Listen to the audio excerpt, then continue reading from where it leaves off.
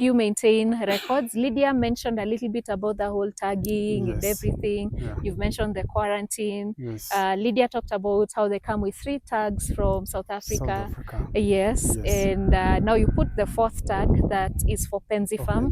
And anyone who gets your animals can also, and especially those ones, do you sell the ones you've brought from South Africa, or it's the so offspring? We sell the offspring of the same. So that one only has the Penzi Farm one. All right. And you encourage, as we cross over, as we make a crossover from the biosecurity, do you encourage anyone who buys your animals to also quarantine them? Or is the history you give enough? No.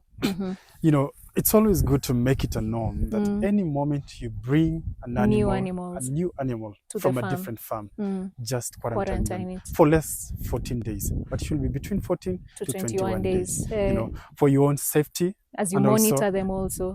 This being an investment, so at the end of the day, so you can imagine maybe we're just bringing 3 animals from South Africa, whereas at Penzi Farm we have about, let's say, over 500 animals. Why should we risk the life of the over 500 animals with only 3 animals? Of them. You see? All right. So it always makes economical sense too. Okay. Yes.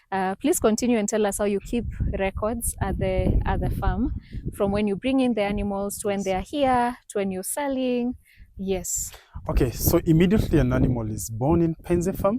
So with the records now having been taken, so maybe early in the morning when I come, I'll just find files at the table, and I'll just know that these are the animals born in the farm. Newborns, yay! Yeah, newborns.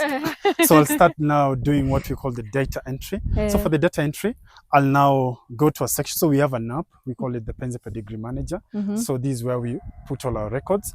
So after putting all our records, at this section, there is a section I'll click, we call it add animal. I'll specify the breed that is it the sheep or the goat that I'm adding? If it's for the sheep, it will now populate me the 2 types of breeds that you have at the farm. That is the Doppers and the Hampshires.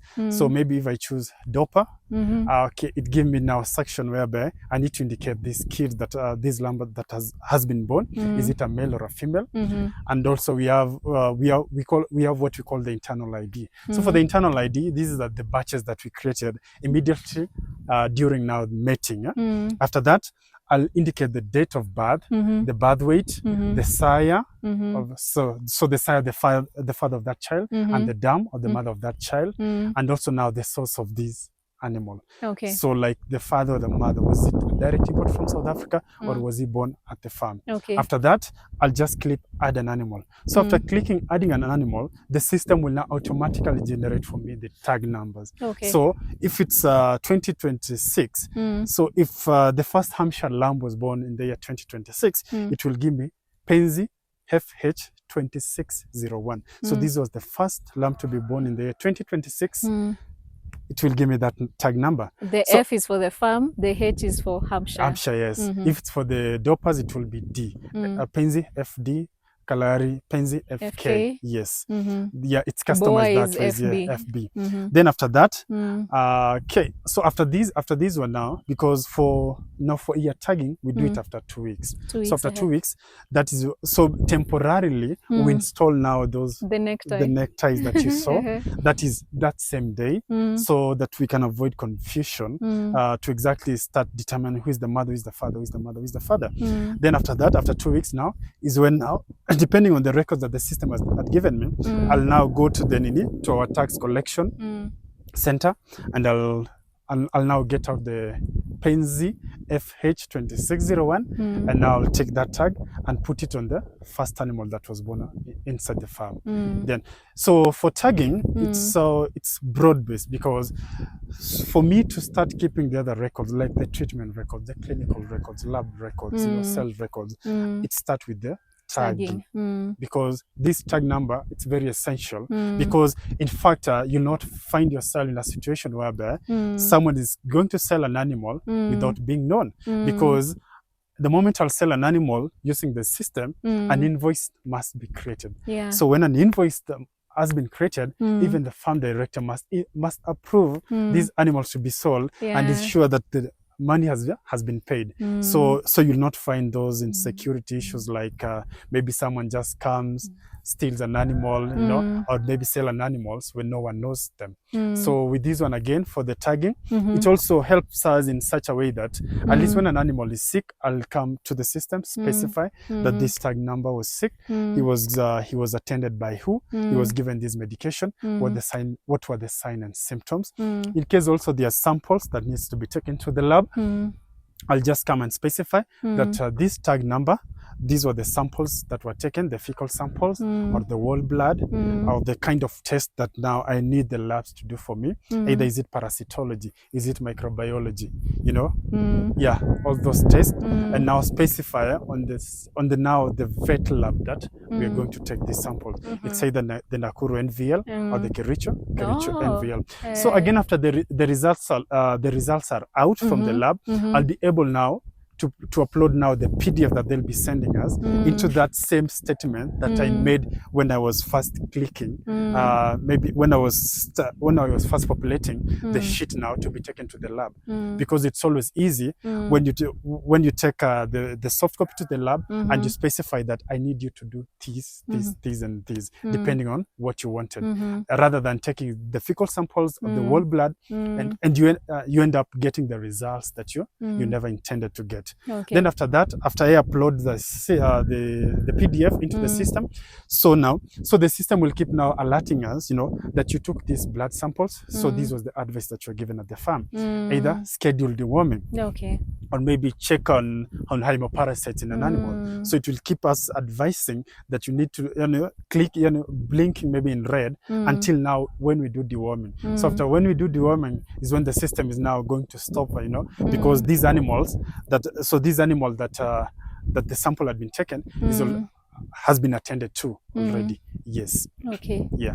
That's great. But for the records, we have different kind of records. We also have the HRM. So for the HRM, so the human resource management, this for all the workers that we have here in the farm. So there's those statutory deduction that must be made, like the NSSF. So records isn't just about the animals; it's also about the human resource. Exactly. We call them talent. Yeah. So we also have a section on procurement. These whereby at least we can create the POs or the purchase orders and send it to different suppliers so that we don't necessarily have to go physically up to those buyers. So after just sending the POs to them, they'll bring the goods, verify the goods, pay, and they go. We also have a section on sales now. In case we want to sell our animal, we'll just go into the system, make a sale of the animals, identify the tag number, the person of the name of the person buying, the location, the phone number, the email address, all his or her details, and now automatically the email is going to be created, and the invoices will also be sent now to the farm director, who will now approve that this animal needs to be sold.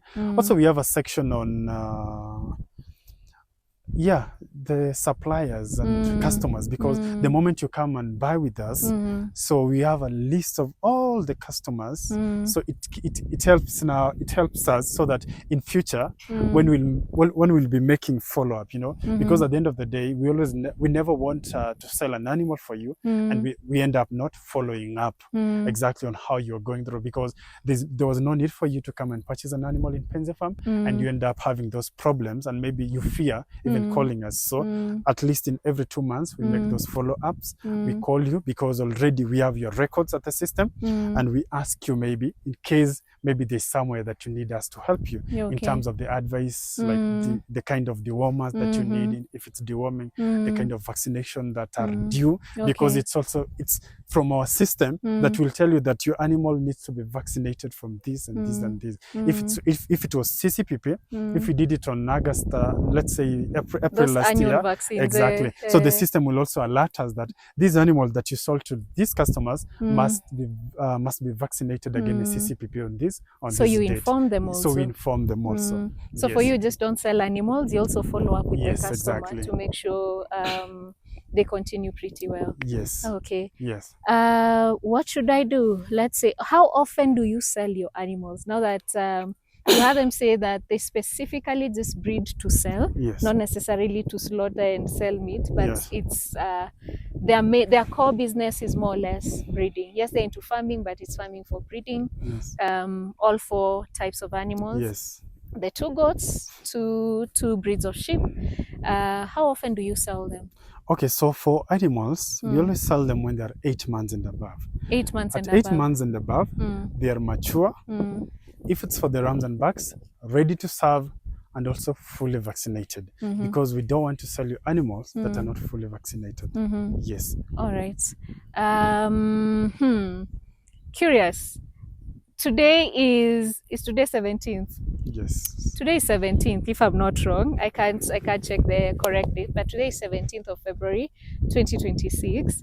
And I want to ask you a direct question for the sake of the people who might be viewing this. The interview should ideally be out in at most 2 weeks, probably less. Do you have any animals you're selling right now for anyone who might be interested in buying? Yes, so as at now at Penzi Farm, so we have animals on sale. Majorly, we have the Hampshire Down and the Dorper rams. Okay, the sheep. As at now, for as the at sheep. Now. So for the goats, they are still less than 8 months. Okay. So unless we allow booking only. Booking only, okay. means that you'll have to physically visit the farm, come and identify an animal using the tag number, make a deposit of the 40% of the total cost of that animal, and now pay the rest of the money on installment until when the animal is now 8 months. That's when we can release them to go. But for the Hampshire Down and Dorper rams, we have them in plenty. So for the Hampshire Down, we have 22 rams on sale 22 rams. right now. Are you selling rams only? You are keen to sell the rams and not the ewes because of reproduction? Yes, okay, because of reproduction. Then for the Dorpers, we have 10 rams. 10 of them, 10 rams. Yes. All right. That's great to know. For the goats. Yes. When do you expect them to hit that 8 months? From April. From April. So 2 months from now. Yeah, 2 months from now. Okay, that's great to know. Yes. There are questions that have popped into my mind as we were doing the interview, and allow me, our viewers, to ask on behalf of a friend. So maybe there's someone else who thought about the same question and they need knowledge on that. Part of your biosecurity, do you intentionally, if you realize that there's an animal that is not okay, especially the severity maybe of the worm infestation, whatever disease it is it good practice to isolate them also? We've interviewed like a dairy farmer before, and they had a disease management section within their farm where all the sick animals would ideally be kept. What do you do, and what would you advise farmers there, any farmer or anyone looking into rearing the same animals that you have, to do in case they notice that there's an animal that is sick? For Penzi Farm, we mentioned that you have a vet here at the farm. There are some farms that may not have vets. So just speak to these categories of farmers on the bit of they notice an animal has got, looks sickly or has a disease. What should they do? Do you isolate them? Exactly. So the moment, what happens is that even early in the morning, before even you start everything, it's always good that maybe you go to the pens. How the fecal sample looks like within your pen will tell you more about a certain animal. So the moment you look at the feces, that's when you'll be able to judge more. So for these animals, maybe an animal that is not active, they don't necessarily eat. That is one of the signs that this animal is not feeling good. So what you're supposed to do is to completely isolate this animal. So at Penzi Farm, we do have the isolation pens. So this is where we totally confine these animals on different breeds, different section. The reason why we're doing this is that some of these diseases are contagious. Amongst the animals. So being contagious, it's always good when you control them. So by controlling them, even before you reach even a point of calling a vet, you first must isolate these animals, because this is the first precaution that you need to make. No need for you to call a vet, whereas this same animal is still roaming around with the rest. Yes. So it's always advisable that you must have an isolation area. Then start the management of the diseases. Okay. Yes. The other thing I will ask is, you mentioned that you take the manure that is there and you remove it after 2 months. Yes. Will that lime that you put, does it also manage any pest infestations in terms of the worms? Does it kill it before you put it back to the paddock so that you don't have a case where the sheep? And how long do you take? Let's say you've put the manure here today. Will you put the sheep there also, or is it that 1 month break that you usually give when you move the sheep from a paddock? That's when you put the manure and let it stay for like a month. Yes. Or what do you do? So what happens is that immediately after scooping the manure from the pens, sometimes we don't directly put them into the field because you might find that we have no paddock that is completely empty. So maybe some animals are over there. So we just store them over here or on that section. After storing them here, so the moment now we close a certain paddock, immediately, so after 2 days, so we've done our deworming. So we've let the animals stay for 2 days, drop the worms, yes, exactly. Worms and everything. After that, now we completely close that paddock. Now scoop the manure and come and spread it. So this manure is going to stay for about 1 month. So in 1 month time, the life cycle of those worms will be completely. There'll be no eggs, no nothing. Exactly. No eggs. Okay. Yes. That's also what I for the lime, I think something that there's a goat there that needs your help. You can help it out before as we. So this is part of farm management. You'll have a goat that it managed. It had gone into the fence, but it managed to come out. So for the lime also, one thing is that it also controls the fleas. The fleas. The fleas being the external parasites on these animals. This lime helps control these fleas, and it also at some point it kills now those eggs that we are talking about. In case there are worms that have been dropped down there, the lime completely destroys it. Yes, destroys them. All right. Yes. That's great to hear. Just giving you another chance as we bring this interview to a close now. Is there anything else that maybe you feel we may not have covered, I may not have asked you, that you would love from your own experience farming the Dorper sheep, the Hampshire Down, the red Kalahari? We are in a pen where there's a red Kalahari. And just to clarify, the reason why this pen, just tell them, why is it that this paddock is a little bit small? Yes. What do you do here? Okay. Because the others are big. They are bigger than an acre, if I'm not wrong. And just tell them what you do here. So on this section, so this is where we call our marketplace. Being our marketplace, it means that anytime you come to Penzi Farm and you want to buy animals, all the animals that are on sale are going to be brought inside here so that you get to choose from a bigger part of the selection, because you'll not come to Penzi Farm and we force you to buy these animals over this animal over this animal. If the prices are the same, you're the one to choose for yourself. Whatever your eyes likes is what you'll take home. So this is now there's the marketplace. So for the marketplace, this is where we bring all our Dorpers and Hampshire Down. If you want to buy Dorpers, they'll bring them, or we'll bring them here. If it's Hampshires, we'll bring them down here. So for the sales and marketing, then we have different categories. So for the Hampshire Down, we do have 2 categories. We have the T4s and the T5s. Yes. So for the T4s, what's the difference? So for the type 4, so the difference is that the T4, they're only remaining with one stage to be T5. To be T5. Type 5. What's that stage? So type 5 is the topmost quality now, according to sheep grading and goat grading. How do you grade them? I'm curious. How do you qualify them? So you grade them according to the physical traits, like how you see these animals. Like if it's for the females, no, let's talk about the rams. The rams, because that's what you sell later. Exactly. So if it's for the ram, and you can talk about the females for the sake of our viewers. So for the rams, majorly, you just look at the body conformation, the coat color, and so if it's Dorper, the level of the blackness. It should not be, maybe for a T5 it should not be beyond, it should not reach, let's say these the shoulders. the shoulders. It should be a little bit, just half the neck. Also, that's a T5 now. yes, If that it's is a half the T5. neck. Yes. If it goes beyond the neck, that's not that's a a T4. Or even a T3. Or a T3, okay. Yeah. So again, for the rams, also the level of, so how the muscles look like. So the muscles should be you know, I'm curious too. Yes. Can you grade these ones? How old are these ones?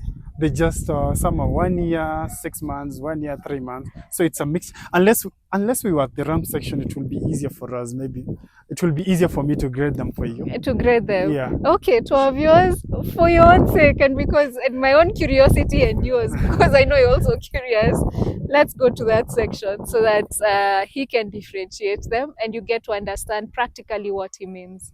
Welcome.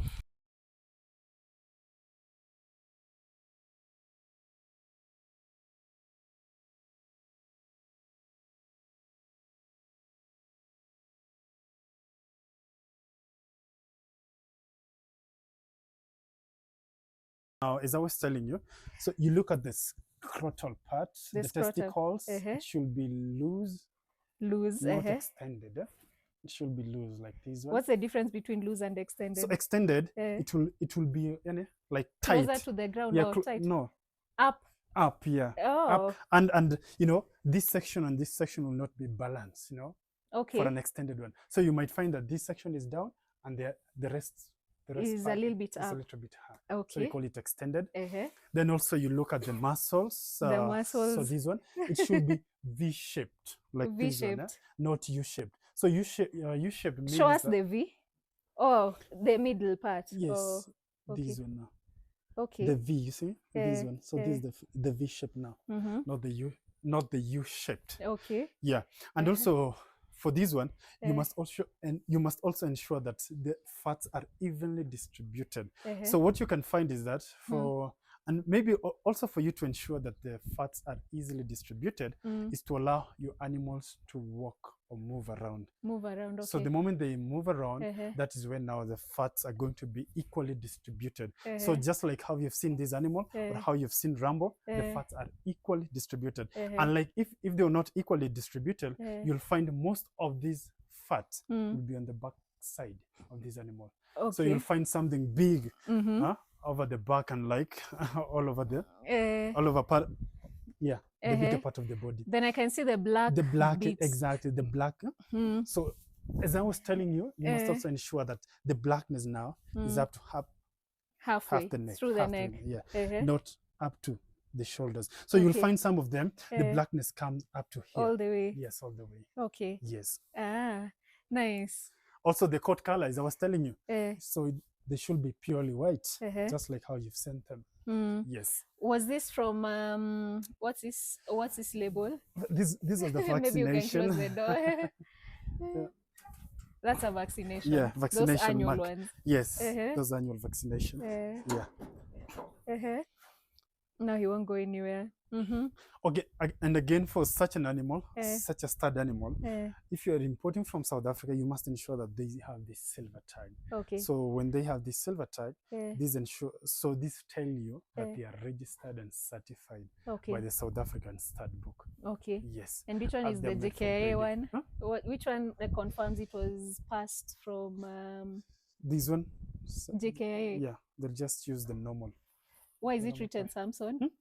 The owner now. The owner from South Africa. The owner from South Africa. Okay. So the reason for this, so that we don't find any confusion at the Jomo Kenyatta International Airport, because we do have different importers importing different kind of animals. Majorly, you can find an importer importing dopers, and you're also importing dopers. So it might be hard for you to differentiate that these are my dopers over this one. So that's the reason you have to. So Game Changer is a T5. Yeah, Game Changer is a T5. Same to Rambo. How do you qualify Rambo? He's Hampshire. Yes, these are Hampshire. And he's big. He's bigger than Game Changer. Exactly, yeah. Okay. Because, what happens is that for the Hampshire down, remember, this is the ideal climate.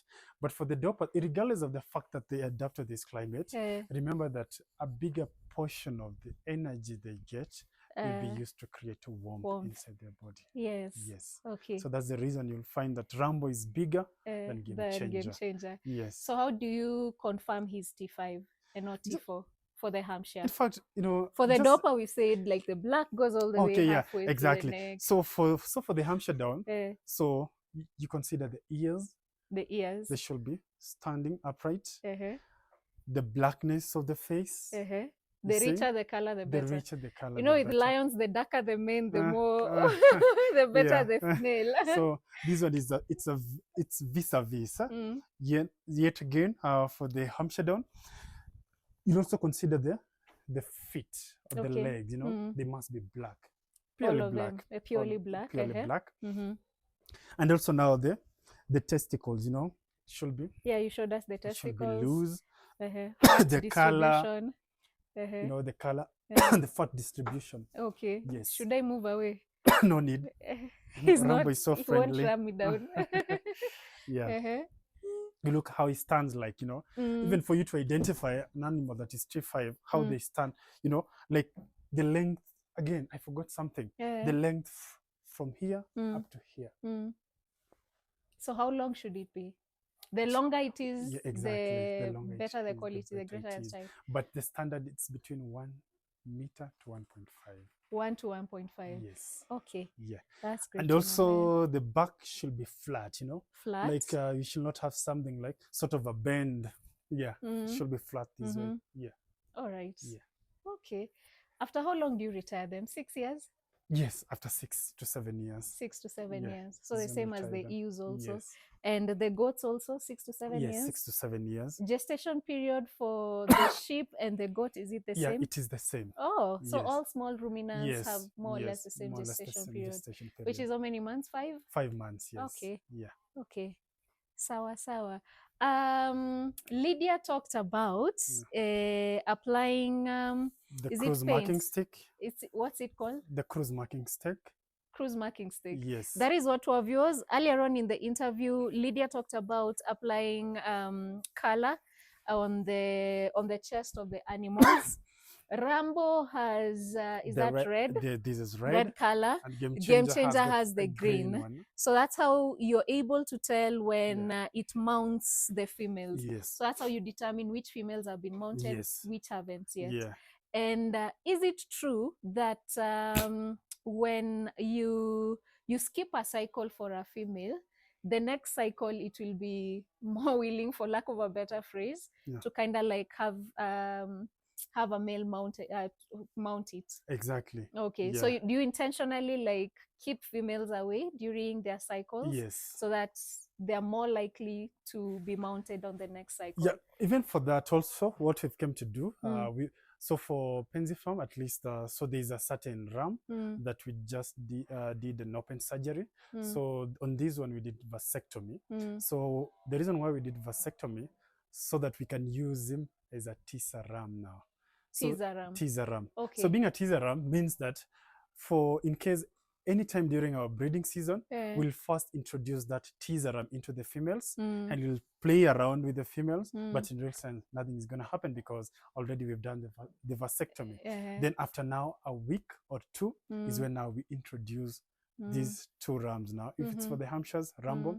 If it's for the Dopers, Game Changer. And you let them stay for 42 days together. In fact, it will not even reach 42 days because already we introduced the teaser ram. So the moment you take them onto the breeding pen, in less than 2 weeks, you'll find that all the females have been served. Okay. Yes. All right. All right. What should people do in case they want to reach you? You mentioned you have a website. They can reach out. Social media spaces. Do you have them? So for anyone who wants to reach out to Penzi Farm, we do have a website that is www.penzifarm.com. Also, we do have, so you can find us in the social media handles. So both for TikTok, Facebook, and Instagram. So just search Penzi Farm. Or also you can call us on 0757 046 726 0757 046 726. Yes. Thank you very much, Mr. Simoto. Yes. We have officially come to the end of this interview, but this is not the end of learning. We will post this on our YouTube channels, Rise Africa Agricultural Services. Please follow us on our social media, Facebook. We are on LinkedIn. For those who are very, very official, you can engage us there. We're on Instagram as well as those are the social media spaces that we are in. We welcome you to subscribe to our YouTube channel so that you get this rich content as we keep interviewing experienced farmers to share knowledge on what they're experienced in. Again, learning never ends. When we post this, as you're watching this interview, please feel free to post any questions that you might have. We'll engage Penzi Farm or any of them, whether it's Lydia or Mr. Simoto, who are currently managing the farm on behalf of Mr. Samson Ngetich. And we are grateful that you allowed us to come to your farm. I know you'll get to watch this also. We especially relay special thanks to you for just allowing us to come in and to see what you're doing. We appreciate this. There've been quite a lot of farmers out there who've been asking about sheep farming, more specifically Dopa, the ones that are being imported from South Africa, Dopa sheep, Hampshire, the sheep also, and the goats, Boer goats and the red Kalahari. We have one that wants to come in over there. That's also an import. Yeah. If he comes in here, they'll fight. Yeah. So we won't bring them in. We don't mix goats. them. Yeah, you'll see them on our way out. Yeah, but thank you so much for sticking with us for this long. We hope the interview has been really encouraging. My name is Alice Kavili, and I'm the founder of Rise Africa Agricultural Services. It always is a pleasure to share knowledge that empowers and builds the capacity of aspiring as well as practicing farmers. That's the word I was looking for. Thank you once again for having us. All the best. Until next time, until the next interview, we wish you the very, very best in your farming journey. Cheers.